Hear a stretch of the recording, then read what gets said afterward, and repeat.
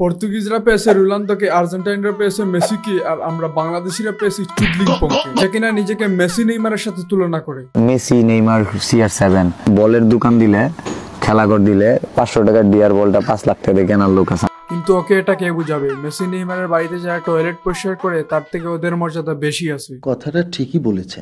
মানুষ বলে towed of Billal, তো এখানে বলার কি আছে? মানুষ থাউড অফ বিল্লাল বলে না তো, থটস অফ লেউটা বলে। কি মানুষ রে বাবা। আরে যেটা সত্যি সেটাই তো বললাম। বাট হাউ ইট পসিবল জানি না বড় মানে। আচ্ছা সে হোক লেউটার ভাই আর চেউটার ভাই, কিন্তু জুয়েল ভাইকে এরকমটা বলা ঠিক হয় না।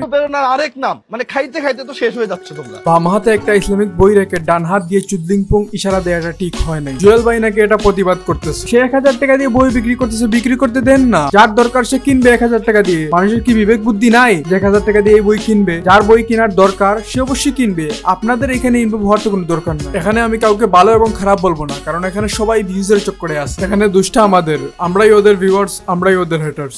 পিছনে লাগার বিন্দু মাত্র ইচ্ছা আমার নেই। পিছনে তো লাগতেছেন না, কিন্তু পিছন থেকে কেউ কেউ ঠিকই করতেছে। নিজের মা বাবাকে গ্রামে রেখে সে তার বউ নিয়ে শহরে থাকে, আবার সে নাকি মানবতার ফেরিওয়ালা। কি সাক্ষ্য প্রমাণ আছে তোমার কাছে? ওয়াইফ এবং আমার দুইটা মেয়ে সহ আমরা চট্টগ্রামে থাকি। আমার বাবা মা দুইজনেই আছেন, তারা জামালপুর গ্রামে থাকেন। নিঃসন্দেহে তুই ঠিক কথা বলেছিস। এই বইটার প্রাইসটা একটু বলে দিয়ে। যদি রিয়েলিটির কথা বলি তাহলে এই বইটা কোনোভাবেই 1000 টাকা হতে পারে না। এইরকমটা তাকে বললে বলে value of personality, value of timing. এটা কিরকম পার্সোনালিটি? যেই পার্সোনালিটি দিয়ে 50 টাকার বই 1000 টাকা বিক্রি করা যায়, যা রবীন্দ্রনাথ আর কাজী নজরুল ইসলামের ছিল না। কাজী নজরুল ইসলাম প্লাস রবীন্দ্রনাথ সমান সমান থটস অফ বিল্লাল ভাই।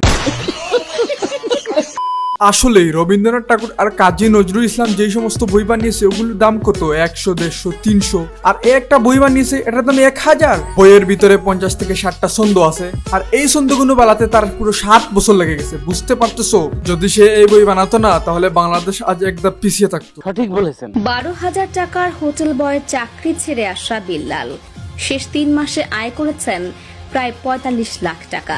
কি 40 লক্ষ টাকা? এখনই ভিডিও বন্ধ করে গিয়ে চুদলিংপংয়ের একটা বই লিখি।